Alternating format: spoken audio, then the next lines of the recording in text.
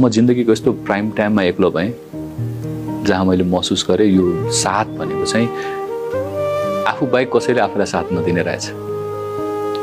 यो साँच्चै एउटा यात्रा रहेछ। तपाईको उपनाम जस्तै साँच्चै यात्रा रहेछ। सक्नेले साथ दिन्छन्, नसक्नेले पाठ दिन्छन्, तर दिन चाहिँ दिन्छन्। आफू बाहेक कसैले आफूलाई साथ नदिने रहेछ। यो साँच्चै एउटा यात्रा रहेछ। तपाईको उपनाम जस्तै साँच्चै यात्रा रहेछ। सक्नेले साथ दिन्छन्, नसक्नेले पाठ दिन्छन्, तर दिन चाहिँ दिन्छन्।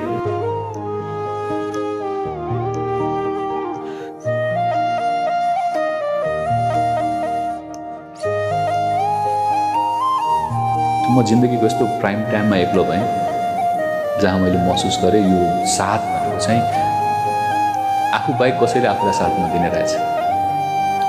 यो साँच्चै एउटा यात्रा रहेछ। तपाईको उपनाम जस्तै साँच्चै यात्रा रहेछ।